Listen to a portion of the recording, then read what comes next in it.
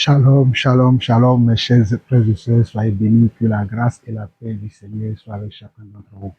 En tout cas, je suis encore heureux de partager encore ce moment avec vous. Nous continuons, nous poursuivons notre enseignement sur notre identité, notre position en Christ. Qu'est-ce que Christ a fait pour nous? En tout cas, nous sommes bénis de ce que le Seigneur nous fait du bien au travers de sa parole. Donc, j'espère que chacun d'entre nous aujourd'hui, nous reconnaissons ce que Jésus a fait pour nous et nous n'allons plus nous tromper par des raisonnements, nous n'allons plus nous laisser aller par les faux pasteurs, les faux prophètes qui sont là pour nous inciter toujours à nous amener dans, en tout cas, les voies qui ne sont pas les voies du Seigneur. J'espère aujourd'hui que vous comprenez que quand on est en Christ, on est une nouvelle création et que les choses anciennes sont vraiment passées. Alors, mes bien-aimés chers frères et sœurs, nous allons voir quelque chose aujourd'hui et nous allons aller dans Colossiens chapitre 1, Colossiens chapitre 1, Colossiens chapitre 1, pour voir ce que Dieu a fait pour nous. Nous avons besoin d'aller voir quelques passages dans Colossiens chapitre 1. Alors, dans Colossiens chapitre 1, Colossiens chapitre 1, Colossiens chapitre 1, à partir du verset 12, on nous dit ceci. Rendez grâce au Père qui vous a rendu capable d'avoir part à l'héritage des saints dans la lumière. Écoutez bien, on dit rendez grâce au Père qui vous a rendu capable d'avoir part à l'héritage des saints dans la lumière. Donc Dieu m'a rendu capable d'avoir part aujourd'hui à l'héritage des saints. Voilà la position que j'ai maintenant. Voilà mon identité aujourd'hui. J'ai un héritage, l'héritage des saints. Et c'est quoi cet héritage-là? C'est toutes les bénédictions que Dieu a pour nous. C'est toutes les bénédictions que Dieu a pour nous. Voilà pourquoi on nous dit dans Colossiens 1, le verset 12, on nous dit « Rendez grâce au Père qui vous a rendu capable d'avoir part à l'héritage des saints dans la lumière. » Regardez le verset 13. « Il nous a délivrés de la puissance des ténèbres et nous a transportés dans le royaume de son Fils bien-aimé, en qui nous avons la rédemption, le pardon des péchés. » Mes bien-aimés chers frères et sœurs, il nous a délivrés. Ce n'est pas qu'il va le faire, hein. Il l'a déjà fait. Lorsque Jésus a dit à la croix, tout est accompli, cette parole que je viens de vous lire a été accomplie. Il nous a délivrés de la puissance des ténèbres et nous a transportés dans le royaume de son Fils bien-aimé, en qui nous avons la rédemption des péchés. Jésus nous a délivrés des péchés. Il nous a délivrés. Donc, un enfant de Dieu qui a accepté le Seigneur Jésus, c'est-à-dire quand je dis qui a accepté le Seigneur Jésus, qui a cru au Seigneur Jésus, qui croit à la grâce de Dieu, il n'a pas besoin de prière, de délivrance, comme je vois aujourd'hui dans les assemblées chrétiennes, les chrétiens qui tombent de gauche à droite. Moi, je ne sais pas en quel Jésus ils ont cru. Mais le vrai Jésus qui est allé mourir à la croix pour nous, lorsqu'on croit en lui, on ne peut plus être sous la possession des démons. On ne peut plus être une habitation du diable et de ses démons. On devient le temple de Dieu parce que on est délivré de la puissance des ténèbres et on a été transporté dans le royaume de qui? Dans le royaume de son Fils bien-aimé, en qui nous avons la rédemption, le pardon des péchés. Donc, est-ce que vous avez besoin encore aujourd'hui d'aller vous connecter à ces soi-disant pasteurs qui veulent prier pour vous pour que vous soyez délivrés? Mais Jésus vous a délivré. Comment on peut délivrer quelqu'un qui est déjà délivré? Comment on peut sauver quelqu'un qui est déjà sauvé? Comment on peut guérir quelqu'un qui est déjà guéri? Comment on peut libérer quelqu'un qui est déjà libre? Mais bien aimés chers frères et sœurs, c'est comme si vous étiez en prison et dans la prison, on est venu vous libérer, vous êtes sorti de la prison et quelqu'un d'autre dit non. Bon, vous êtes sorti de la prison, mais moi, je pense que vous êtes encore à prison. Il faut que moi, je prie encore pour vous, pour que vous puissiez sortir véritablement. Sinon, vous êtes encore dans cette prison. Mais c'est impossible. Puisque quand vous êtes sorti de la prison, vous-même, vous le voyez que vous n'êtes plus comment dans cette prison. On vous a libéré de cette prison. Comment est-ce qu'on peut vous demander encore qu'on doit prier pour vous libérer? Donc vous comprenez que ce qui se passe aujourd'hui dans certains milieux chrétiens où on dit qu'on doit délivrer les enfants de Dieu, si Jésus m'a délivré, de quelle délivrance aurais-je encore besoin?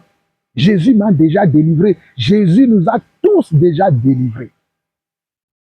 Si du moins nous avons comment reçu la vérité de sa parole, si on a reçu la vraie prédication, pas des fausses prédications que nous voyons aujourd'hui, mais si nous avons reçu le vrai évangile, Jésus nous a déjà délivrés.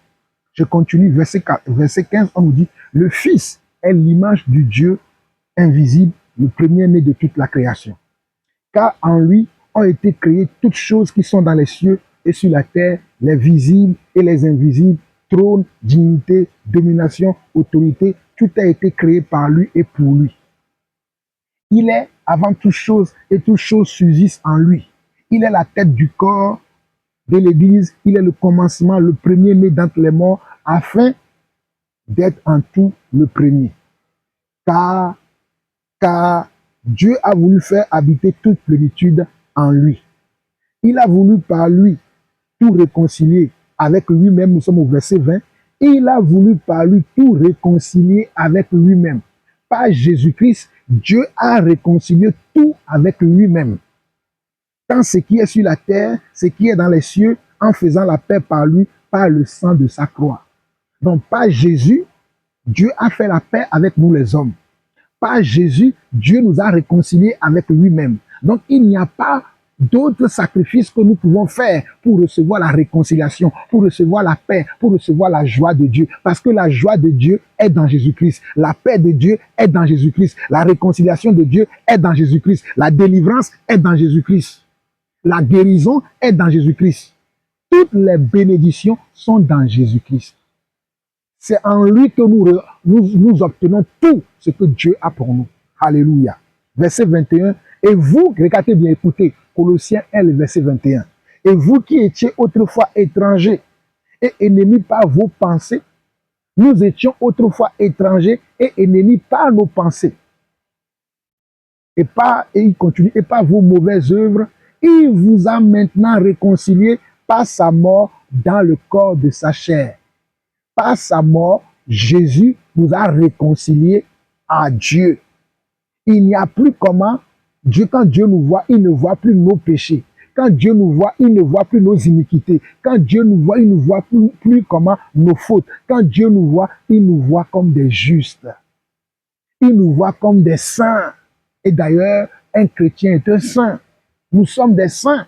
Nous sommes un peuple acquis pour Dieu maintenant. Un peuple que Dieu, s'est acquis par son sang, afin que son nom soit invoqué sur nos vies éternellement. Alléluia.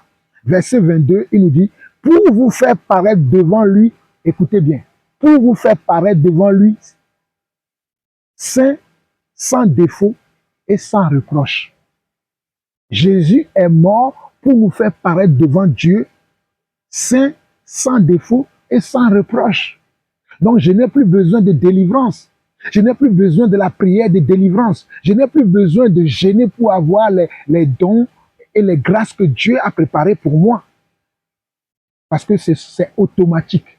Une fois que je crois en lui, une fois que j'accepte ce qu'il a fait pour moi, je rentre en possession de toutes ces bénédictions que Dieu a pour moi. Voilà pourquoi il est écrit dans Colossiens 1, le verset 22, pour nous faire paraître devant lui saint, sans défaut et sans reproche. Regardez bien le verset 23. Si du moins vous demeurez fondés et inébranlables dans la foi, sans vous détourner de l'espérance de l'évangile que vous avez entendu, qui a été prêché à toute la création sous le ciel et dont moi, Paul, j'ai été fait ministre. Regardez ce que Paul nous révèle ici. Paul a été fait ministre de la vérité de l'évangile de paix que nous avons reçu de Jésus-Christ. Et cet évangile de paix que Paul nous a annoncé, regardez ce que Paul dit ici, dans Colossiens 1, le verset 20 au verset 23. Il a voulu par lui, c'est-à-dire par Jésus-Christ, réconcilier avec lui-même tant ce qui est sur la terre que ce qui est dans les cieux, en faisant la paix par lui, par le sang de sa croix. Et vous qui étiez autrefois étrangers, autrefois j'étais étranger, autrefois j'étais rebelle, autrefois je ne connaissais pas Dieu, alors je peux penser que je dois aller me connecter à une église pour recevoir la bénédiction de Dieu. Je dois aller me connecter à un prophète. Je dois aller me connecter à un pasteur. Je dois aller me connecter à une prophétesse quelque part. Mais aujourd'hui, je reçois la vérité que par Jésus-Christ, j'ai été réconcilié avec Dieu. Regardez bien, Colossiens 1, verset 20 au verset 23 qui dit, il a voulu par lui tout réconcilier avec lui-même, tant ce qui est sur la terre que ce qui est dans les cieux, en faisant la paix par lui, par le sang de sa croix. Et vous qui étiez autrefois étrangers et ennemis par vos pensées et par vos mauvaises œuvres, il vous a maintenant réconciliés par sa mort dans le corps de sa chair. Il vous a maintenant comment réconcilié par sa mort dans le corps de sa chair pour vous faire paraître devant lui, pour vous faire paraître devant lui saint, sans défaut et sans reproche. Le but de mon salut, le but de mon comment, de mon salut, c'est que Dieu puisse me voir comment, comme un saint, quelqu'un qui n'a pas de défaut et quelqu'un qui n'a pas de reproche. Quand Dieu me voit maintenant, il n'y a plus de défaut sur moi. Il n'y a plus comment de reproches à me faire parce que quand il me voit, il voit le sang de Jésus. Quand il me voit, il voit le sang de l'agneau immolé. Quand il me voit, il voit Jésus-Christ. Alors il n'y a plus de condamnation pour moi. Parce que Christ a pris sur lui la condamnation qui devait tomber sur moi. Christ l'a pris sur lui. Voilà pourquoi Romains 8 dira, Romains 8, le verset 1er dira, il n'y a plus de condamnation pour ceux qui sont en Christ et qui vivent selon son esprit. C'est-à-dire vivre selon son esprit me dit vivre selon sa parole. Voilà pourquoi le verset 23 ici dit, si du moins vous demeurez fondés et inébranlables dans la foi sans vous détourner de l'espérance de l'évangile que vous avez entendu. Aujourd'hui, les gens se détournent de l'espérance de l'évangile que nous avons entendu. Les gens se détournent pour aller à d'autres dieux, pour aller vers d'autres choses qui n'ont rien à voir avec Dieu. Comme je vois dans certains ministères, comme je vois dans certains enseignements, même qui sont sur le net, hein, vous voyez tout aujourd'hui, où des faux prophètes vont vous inciter même à venir. Viens te connecter à la grâce du prophète et tu verras que tu auras la bénédiction, tu verras que tu auras un mari, tu verras que tu auras des enfants, tu verras que tu vas avoir un travail. Mais tout est en Jésus. Dans Éphésiens chapitre 1, on nous dit que Dieu nous a bénis de toutes sortes de bénédictions spirituelles. Il n'y a pas de bénédiction qui n'accompagne pas le salut. Toutes les bénédictions ont accompagné le salut que Jésus nous a donné. Toutes les bénédictions dont nous avons besoin, je répète encore, toutes les bénédictions dont nous avons besoin sont accompagnées du salut que Christ nous a donné. Christ ne nous a pas donné un salut qui n'est pas complet. Non. Christ nous a donné un salut qui est complet. Tout est dans le salut. Le mariage est dans le salut.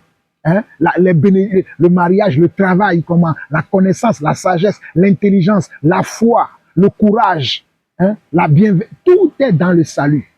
Le salut que Christ nous a donné, tout est dedans. Tu n'as plus besoin d'aller te connecter à un pasteur, à un ministère, quoi que ce soit. Tu dois te connecter à Christ. Moi, je préfère me connecter à Christ. C'est Christ qui est la source. C'est Christ qui est la racine. Donc, si tu veux obtenir une grâce imméritée, si tu veux obtenir une faveur imméritée, si tu veux avoir une connaissance, une sagesse, au-delà des sagesses, connecte-toi à Christ. Que Christ soit ta source. Ne cherche plus des soi-disant prophètes que nous voyons, les prophètes, des faux prophètes de Baal, qui sont là aujourd'hui à vider vos poches, qui sont là aujourd'hui à enseigner les choses qui n'ont rien à voir avec les Écritures. Ils vous disent que vous êtes encore sous la malédiction de vos pères, de vos arrière-parents. Mais Christ, quand il est venu, il a coupé tous les liens. Je n'ai plus, et d'ailleurs, dans la parole, les enfants ne vont pas payer pour le péché de leur père. Dans la parole, il y a ça. On n'a pas le temps aujourd'hui, on verra ça prochainement, vous allez voir. Moi, je ne peux pas payer pour les péchés que mes aïeux ont commis. Je dois payer pour mes propres péchés. Mais je ne peux pas payer pour les péchés de mes parents. Mais c'est ce que ces faux pasteurs, ces faux apôtres, ces prophètes de Baal enseignent dans leurs églises ou bien qui disent sur le net et vous avez peur. Vous n'êtes plus confiant dans la position qui est la vôtre. Vous n'êtes plus confiant dans l'identité qui est la vôtre. Voilà pourquoi Christ a mis dans mon cœur que je puisse réveiller ceux qui dorment afin que vous sachiez que vous êtes des enfants de Dieu et que vous êtes bénis de Dieu. Vous n'avez plus besoin de quoi que ce soit. Vous avez besoin de continuer à garder votre foi en Christ. Car c'est Christ qui a payé le prix pour vous. C'est Christ qui a payé le prix pour vous. Il nous a réconciliés avec Dieu. Il nous a réconciliés et il nous a présentés saints. Il nous a présentés étant saints, sans défaut et sans reproche devant le Seigneur notre Dieu. En tout cas, j'espère que vous avez compris. Nous continuerons la prochaine fois. Soyez bénis. Que la paix de Dieu, que l'amour de Dieu soit répandu dans nos cœurs abondamment afin que nous continuions à aimer la parole de Dieu et à aimer ce que le Seigneur a fait pour nous. Shalom.